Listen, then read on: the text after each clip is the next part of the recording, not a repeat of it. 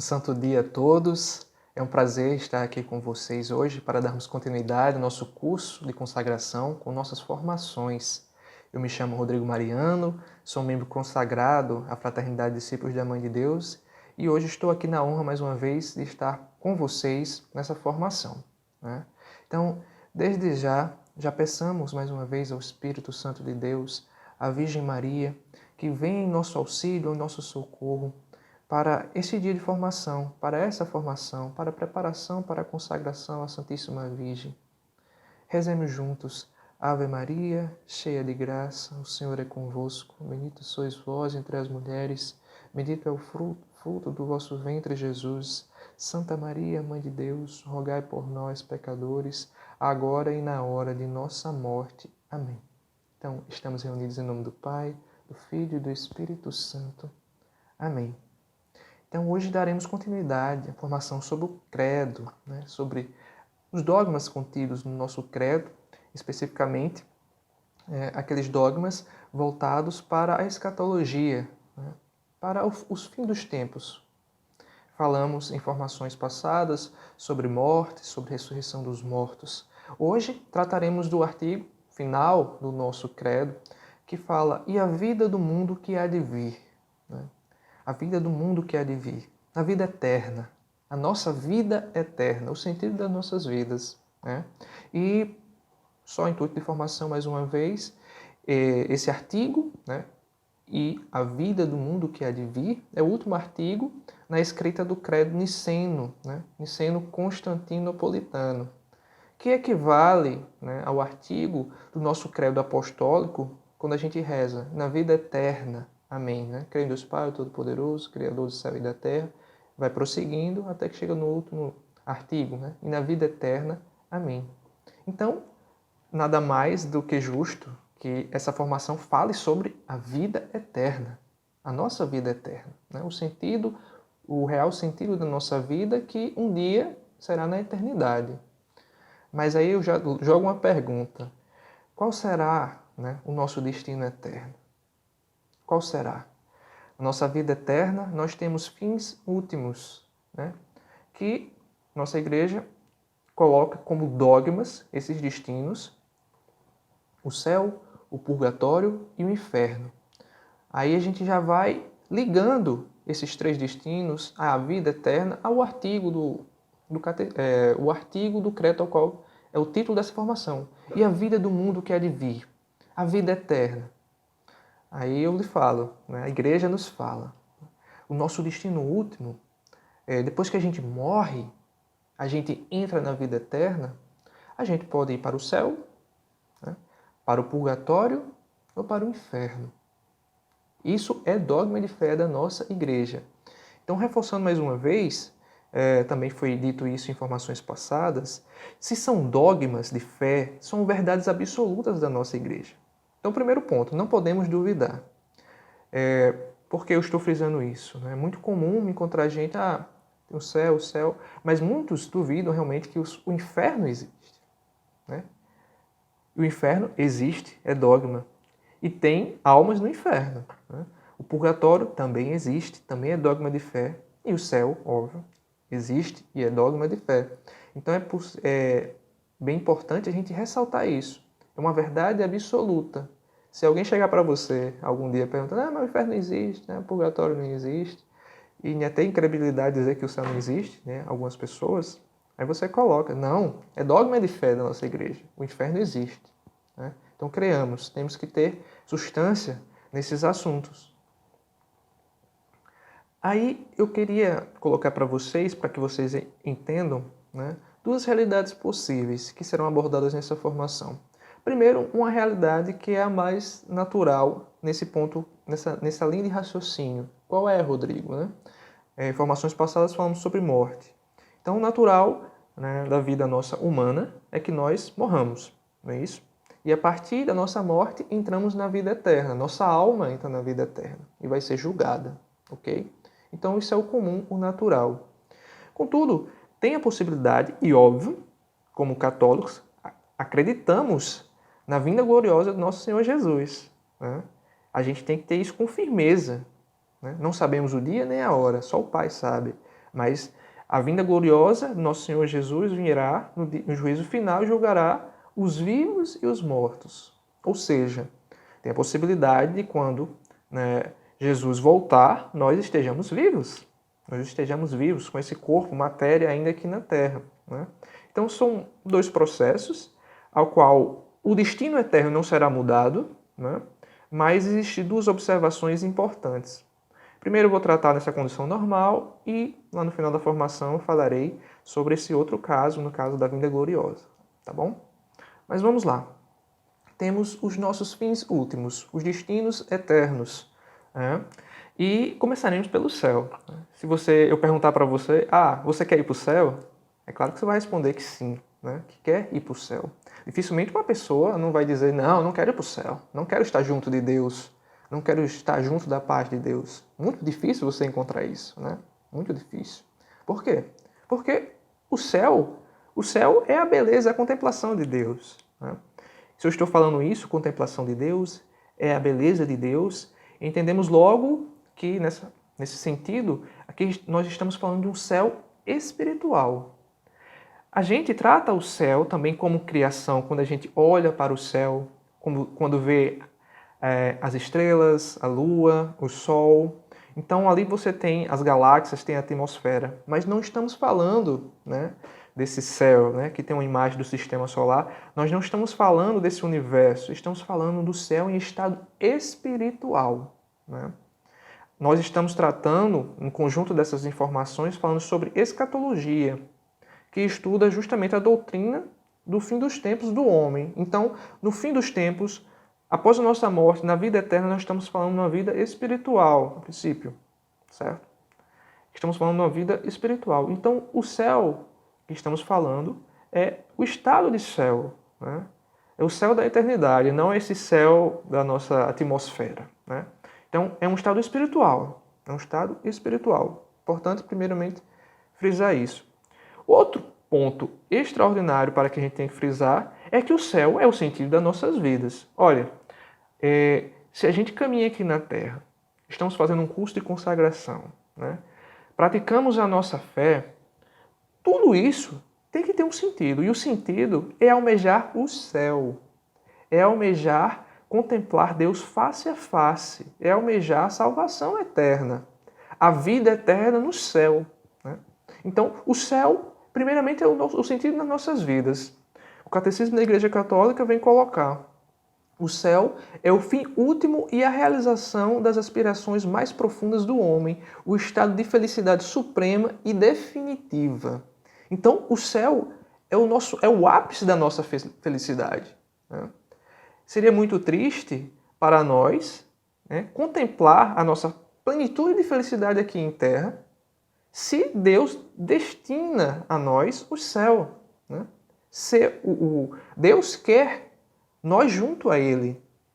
Contudo, isso vai depender da nossa liberdade. Mas o céu é a felicidade suprema. Né? É a realização, como diz o catecismo da nossa igreja, é a realização das aspirações mais profundas do homem. Olha só. E ainda mais, o que os olhos não viram, os ouvidos não ouviram e o coração do homem não percebeu, isso Deus preparou para aqueles que o amam. Então Deus preparou o céu para nós, como uma felicidade suprema. Então, o céu é um estado de felicidade suprema e inigualável, a qual Deus espera por nós. Então, óbvio, quando falamos de céu, isso aí vem para nós um sinônimo de felicidade. Por quê? Deus quer que todos sejam salvos. Né? São Paulo, ele, nas suas cartas, traz muito a respeito de morte, traz muito a respeito da ressurreição. E vem nos falar: isto é bom e agradável diante de Deus, nosso Salvador, o qual deseja que todos os homens se salvem e cheguem ao conhecimento da verdade. Né? Se salvem e cheguem ao conhecimento da verdade.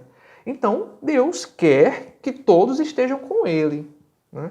Tenham conhecimento sobre Ele. A verdade é Deus. A verdade é Cristo. Está lá na carta de São Paulo, primeira carta de Timóteo, capítulo 2. Então, veja, Deus criou o céu. É o estado de maior felicidade a qual Ele né? Espera por nós. Né? Mas existe aí uns condicionantes para ter o céu. Né? Existem uns condicionantes. Primeiramente, porque Deus nos fez livres. Deus quer se encontrar conosco nos céus. Né? Deseja que todo homem se salve e conheça a verdade, que é o próprio Deus, o próprio Cristo. Mas temos o nosso livre arbítrio.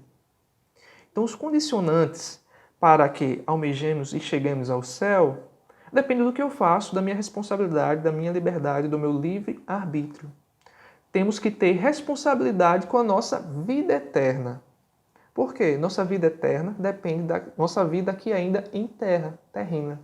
Das minhas atitudes, dos meus atos. Né? Se são atos de céu ou não. Então, Rodrigo, o que é necessário então, para encontrar com Jesus no céu? O que é necessário para entrar no céu? O que é o céu? Né? Primeiramente, eu gostaria de colocar como nos veio o céu. Né? Vimos em informações passadas que o pecado entrou no mundo através...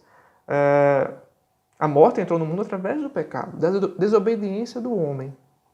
Já o céu entrou, né, foi aberto para a humanidade através da morte e ressurreição de nosso Senhor Jesus Cristo.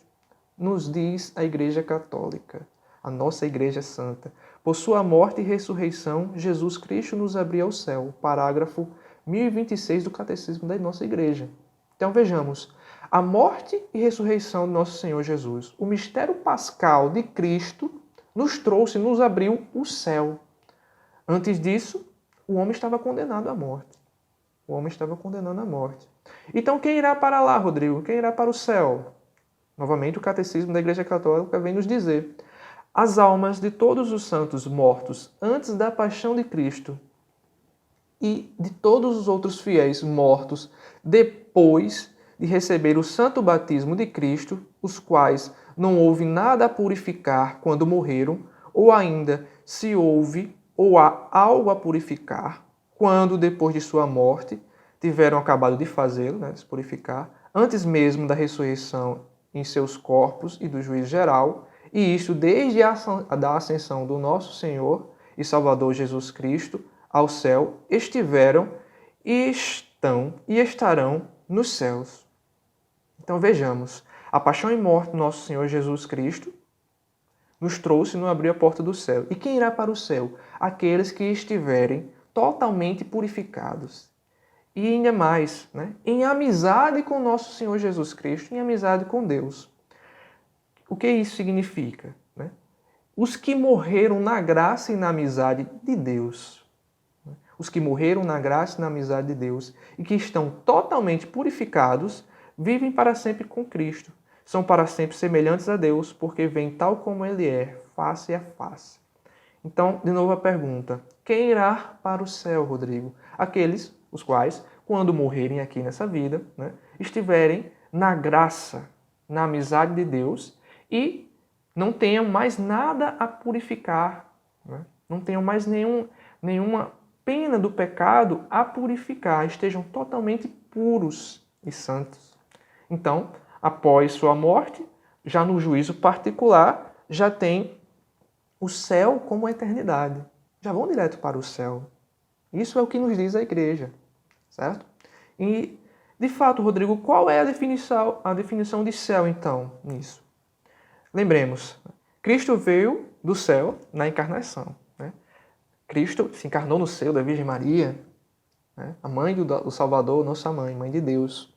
Então, depois Cristo, né, foi ao céu na ascensão. Cristo virá do céu na sua glória.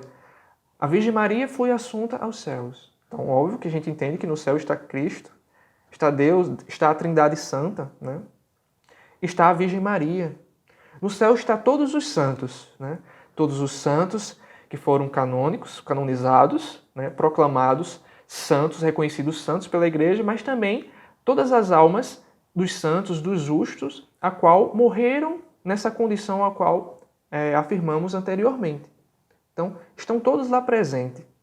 E a Igreja vem trazer justamente a definição de céu a partir disso. Essa vida perfeita com a Santíssima Trindade, essa comunhão de vida e de amor com ela, com a Virgem Maria, os anjos e todos os bem-aventurados é denominado céu. O céu. Certo? Isso é denominado céu. Essa comunhão plena com Deus, né? Essa perfeita comunhão com a Santíssima Trindade, com a Virgem Maria e com todos os anjos e santos. Isso é denominado céu, denominado céu. Aí a gente pode fazer aquela pergunta: então eu posso viver o céu ainda aqui na Terra? Sim, podemos viver o céu ainda aqui na Terra. Basta cumprir essas, vamos dizer assim, exigências, né? Vivemos o céu, podemos viver o céu aqui na Terra. Vejamos, lembremos da Santa Missa. Na Santa Missa temos ali a Eucaristia, que é o próprio Cristo. O Cristo é o céu. Ali se faz presente o céu. Ali é corpo e sangue de Cristo. Então, ali, momentaneamente, está o céu presente. E nessas condições também, podemos estar aqui no céu, na terra. Mas não é o céu na eternidade. O céu na eternidade, só após a nossa morte, julgados diretamente para o céu. Ou também na vinda gloriosa, quando Deus vier para julgar, Jesus vier para julgar, e a gente também ter o destino no céu. Ok? Mas o céu aqui na terra vem pela amizade para com Deus. Mas o céu na eternidade, no céu face a face, aquilo que é chamado a visão beatífica de Deus, ou seja, está ali contemplando face a face Deus, somente na eternidade, no céu eterno, ok? E, Rodrigo, eu gostaria de saber, por exemplo, se tem uma diferença, né? Porque a gente tem exemplos de santos que foram muito fervorosos, também tem santos que não foram canonizados pela igreja, né? Aquelas almas que morreram em estado de graça, estão contemplando também Deus, né?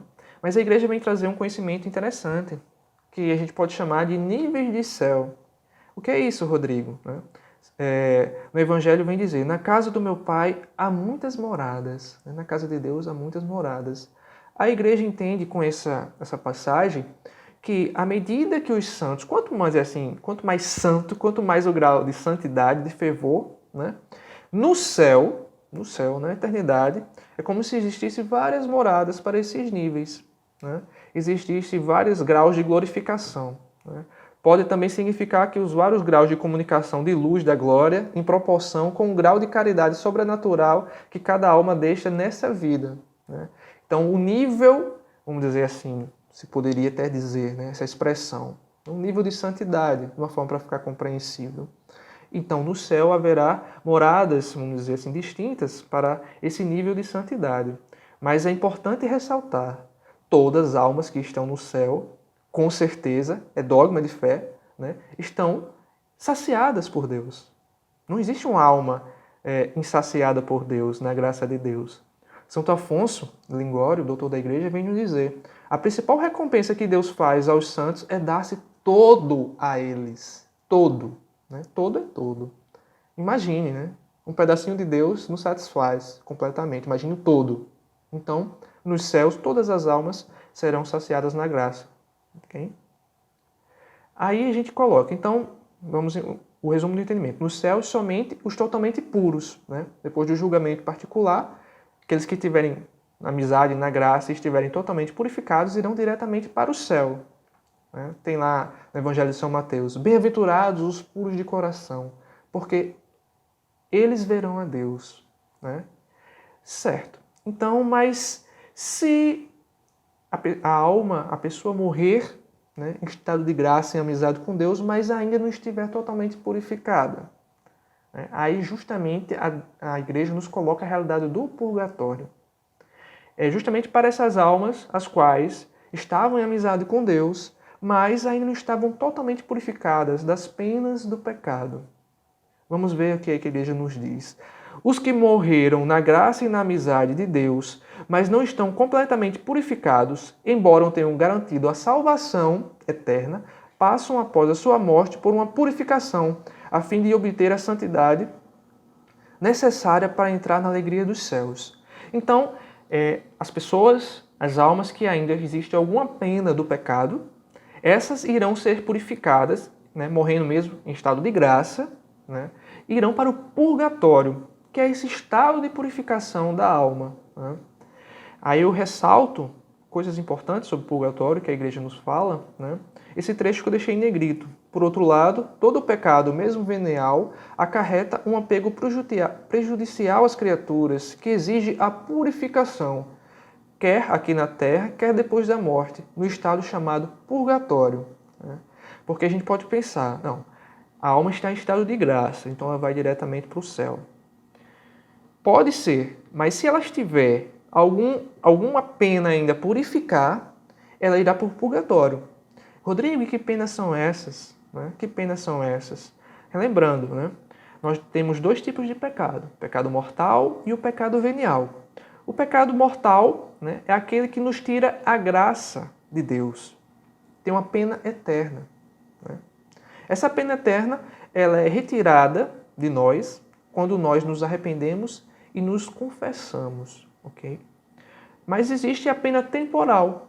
Né? A pena temporal é dito pelas consequências do pecado. Inclusive, como diz aqui no Catecismo da Igreja Católica, os pecados veniais. E quais são os pecados veniais, Rodrigo? São justamente os pecados que não são ditos mortais, são pecados de matéria leve, né? Que inclusive no ato penitencial da Santa Missa, eles podem ser eliminados desde que a gente peça perdão a Deus. Né? Mas esses pecados geram também penas, como diz o Catecismo da Igreja Católica, aqui bem explícito, e que se uma alma morrer e estiver com essas penas, ainda ela não irá diretamente para o céu, por mais que esteja em estado de graça. Então são as penas temporais, as quais serão purgadas no purgatório.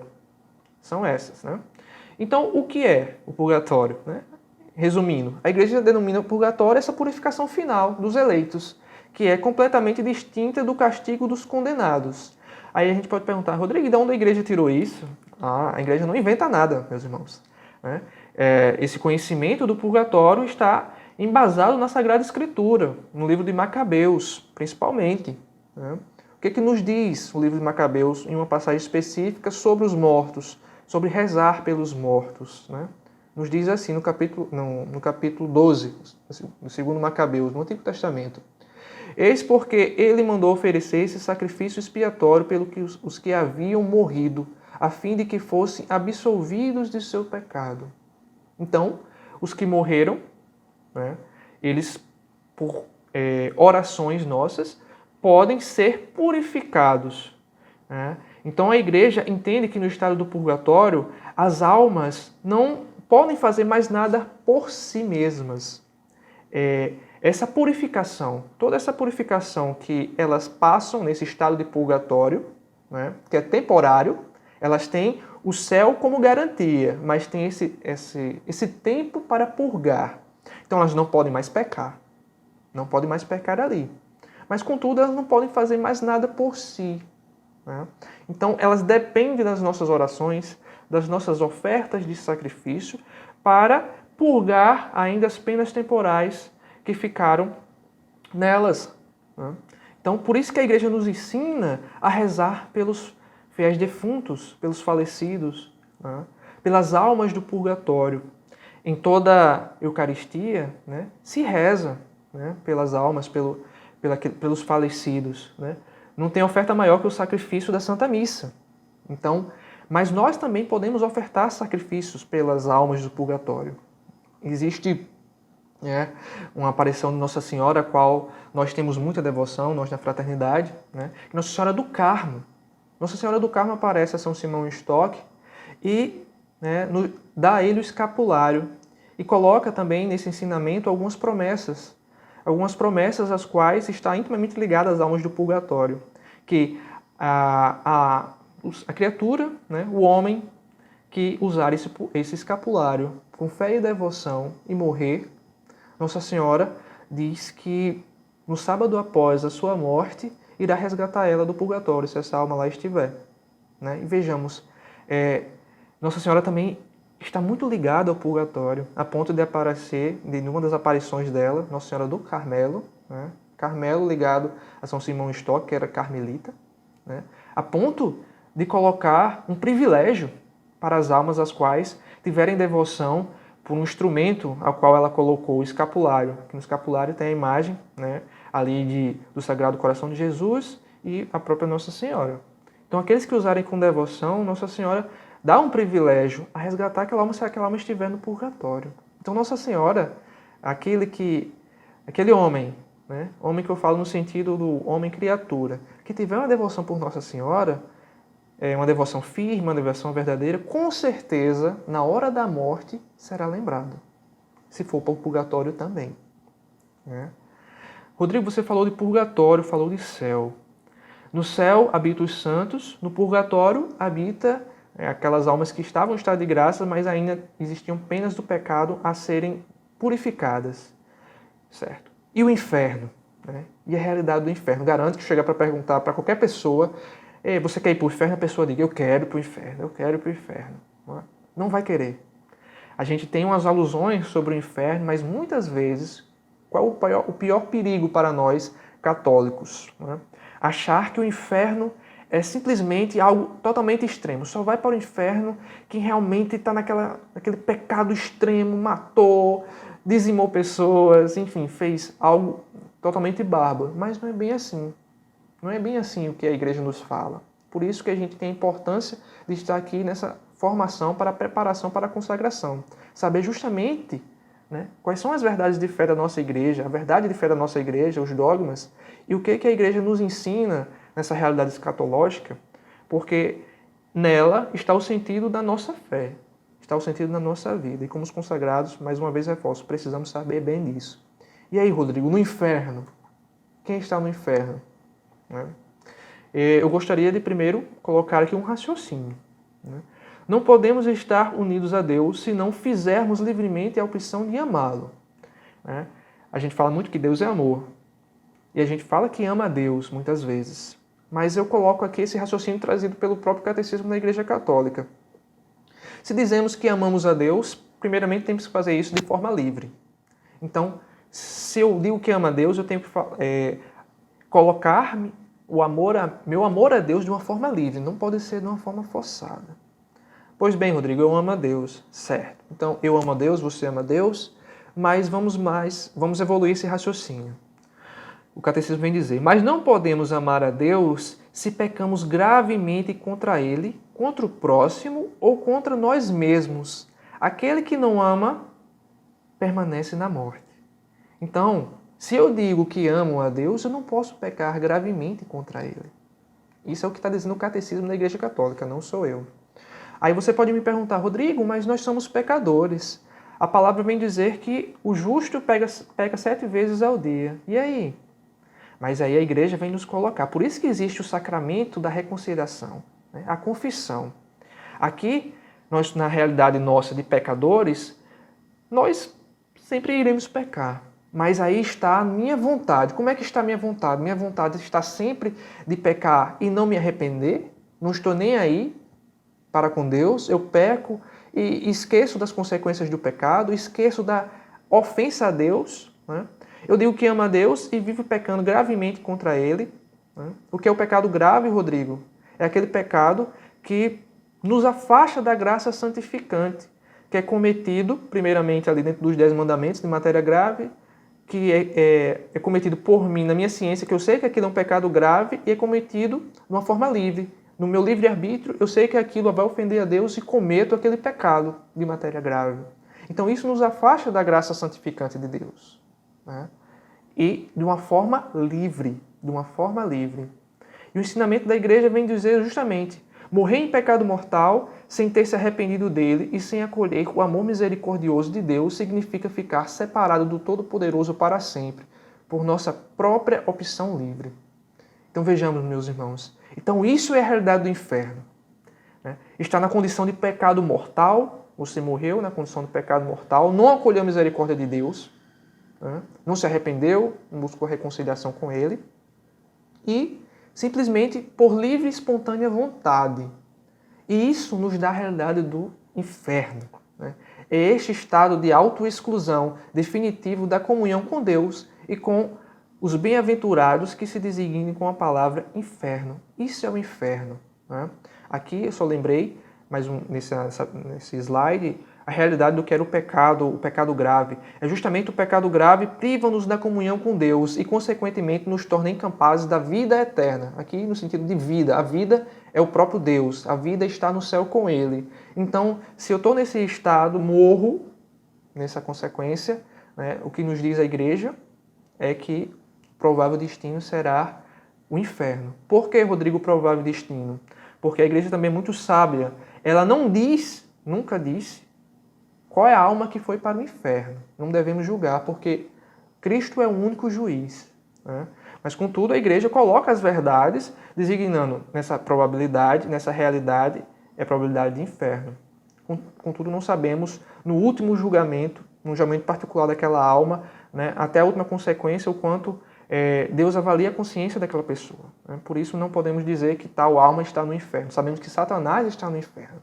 Então, a pena principal do inferno consiste na separação eterna de Deus. As almas dos que morrem em estado de pecado mortal descem imediatamente após a morte aos infernos, onde sofrem as penas do inferno. Então, vejamos, cometer um pecado grave, ele infligir os 10 mandamentos, não é algo tão complicado, né? O pecado está inerente a nós. Então, é muito fácil a gente pecar. Então, aqui a gente tem um caminho, como tem nessa imagem, e a gente pode pisar em falso aqui e cair nesse... Se a gente não se arrepender, não buscar o sacramento da reconciliação, a confissão, podemos ir para o inferno.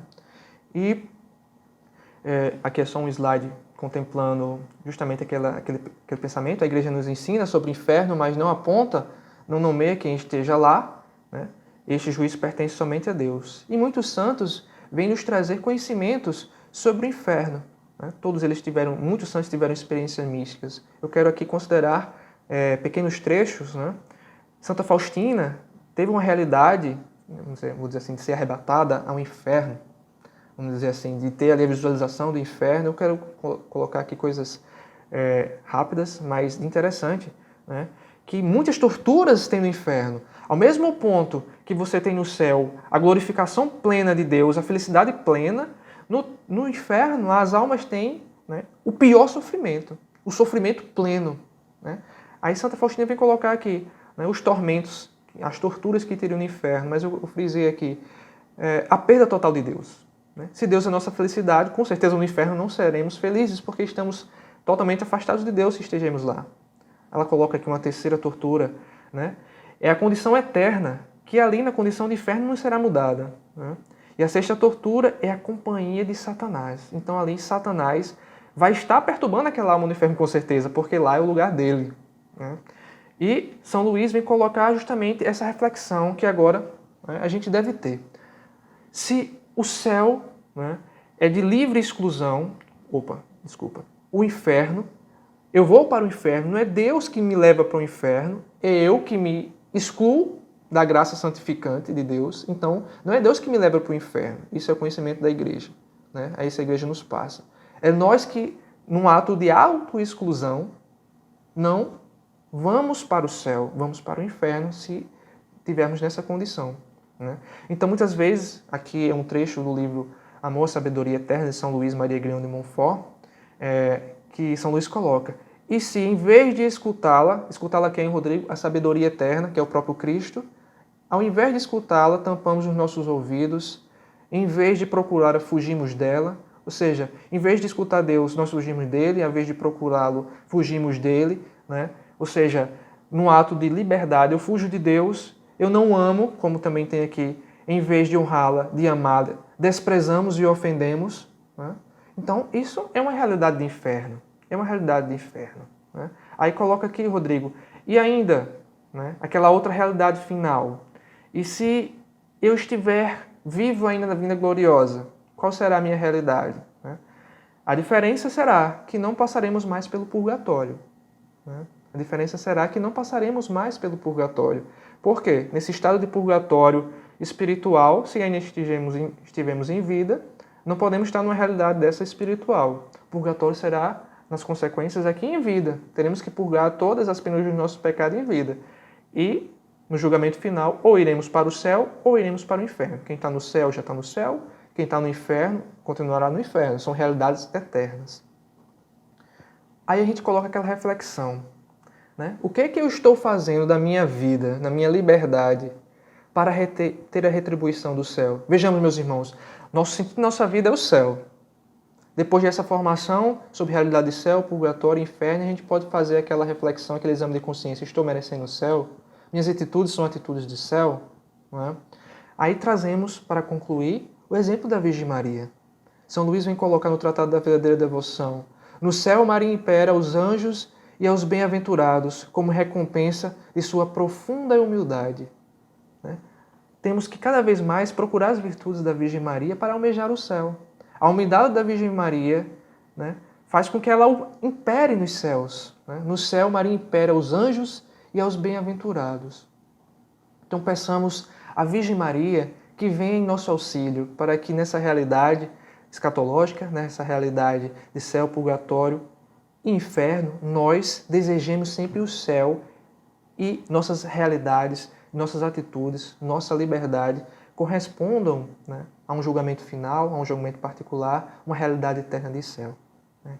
Então, desde já agradeço estar aqui com vocês. Tenhamos todos um santo dia. Amém.